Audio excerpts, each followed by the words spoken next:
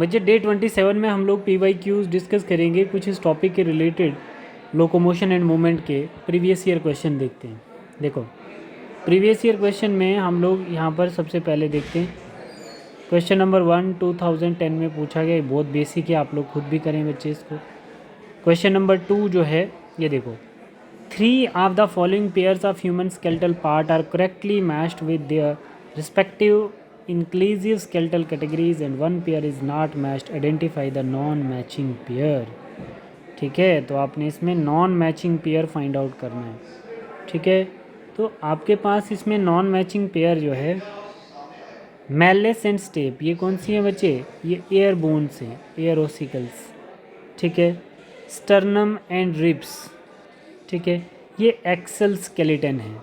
Axle skeleton का मतलब होता है बच्चे कि हमारे जो हेड और चेस्ट के कांटेक्ट में है। ठीक है, तो एक्सल स्केलेटन है। अपेंडिकुलर हमारे कौन से आ जाते हैं बच्चे? हाइंड लिम्स और फॉर लिम्स के बोन। तो ये जैसे अल्ना और ह्यूमरस जो है ये किसकी है? फॉर लिम्स की बोन है, तो ये अपेंडिकुलर स्केलेटन कहलाए। ठीक है, और स्टर्नम एंड रिब्स हमारा एक्सल स्केलेटन कहलाएगा, और मेलस एंड स्टेप जो है ये एरोसिकल कहलाएगा। क्लेविकल एंड ग्लेवनाइड कैविटी बच्चे आपको पेल्विक गिडल में नहीं दिखेगी। क्लेविकल अभी हम लोगों ने NCERT के क्वेश्चन में पढ़ा है कि क्लेविकल, ठीक है, क्लेविकल जो है वो आपको शोल्डर में मिलेगी। ठीक है बच्चे, पेल्विक गिडल में नहीं मिलेगी। पेल्विक गिडल वो पार्ट होता है बेटा जहाँ पर हमारी हाइंड लिम्स आके ज्वाइन करती हैं। ठीक है, ये फॉर लिम्स का पार्ट है क्लेविकल्स। ठीक है, एंड ग्लेवनाइड कैविटी। ठीक है बच्चे, तो ये वाला जो है skeletal part are correctly matched with the respective inclusive skeletal one pair is not matched, identify the non matching pairs. तो ये वाला जो है हमारा ये मैच नहीं कर रहा है। ठीक है, ये राइट आंसर है। ठीक, दूसरा हम लोग इसमें देखेंगे बच्चे, क्वेश्चन कह रहा है AIPMT प्री 2012 में पूछा है, all India pre medical test में।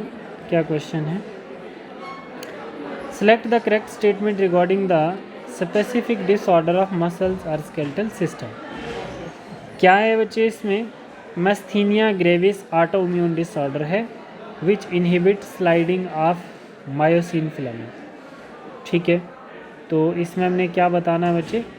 करेक्ट स्टेटमेंट बताना है। ठीक है, तो ये वाला जो है ये मैस्थीनिया ग्रेविस ऑटोइम्यून डिसऑर्डर तो ठीक है, which inhibit the sliding of myosin, यहाँ से बच्चे ये गलत हो जा रहा है। ठीक है, फिर gout inflammation of joint is due to extra deposition of calcium. देखो बच्चे, इसमें ये क्या बोल रहा है कि gout inflammation of joints due to extra deposition of calcium, ये भी गलत बात होगी।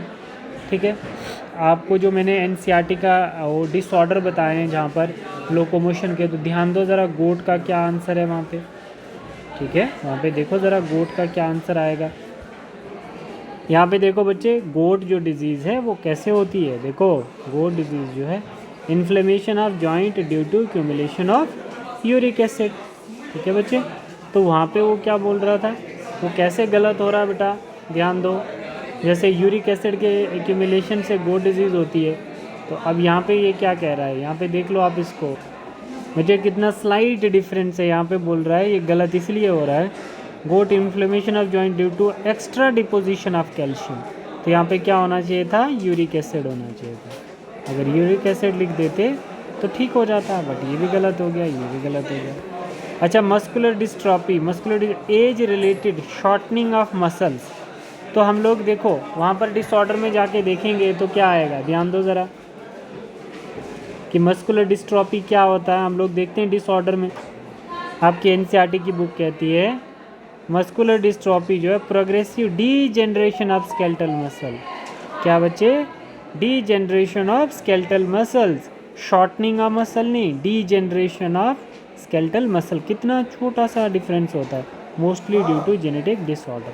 तो ये इसलिए गलत हो रहा है, वो बोल रहा है शॉर्टनिंग ऑफ मसल्स नहीं, अगर वो होता डीजेनरेशन ऑफ स्केलेटल मसल तो ठीक होता, बट शॉर्टनिंग ऑफ मसल बोल रहा है तो वो क्या हो गया? गलत हो गया।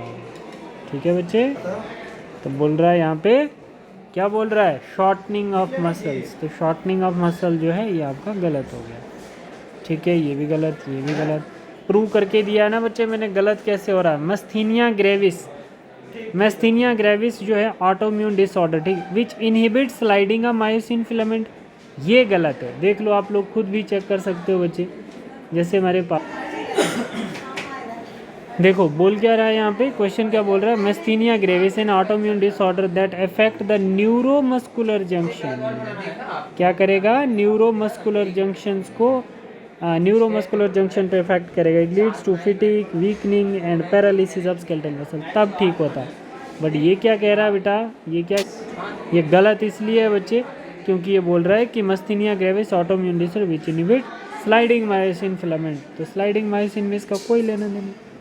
अब लास्ट वाला पॉइंट देखते हैं, इसका क्या कहता है, osteoporosis decrease in bone mass and higher chance of fracture with advancing age, तो ये इसका सही है।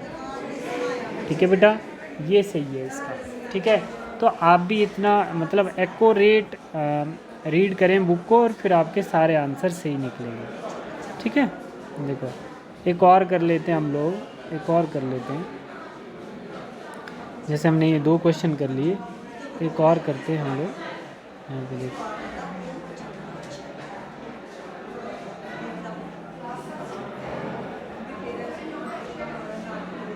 select the correct statement with respect to locomotion in human, इसको देखो कितना सिंपल है बच्चे।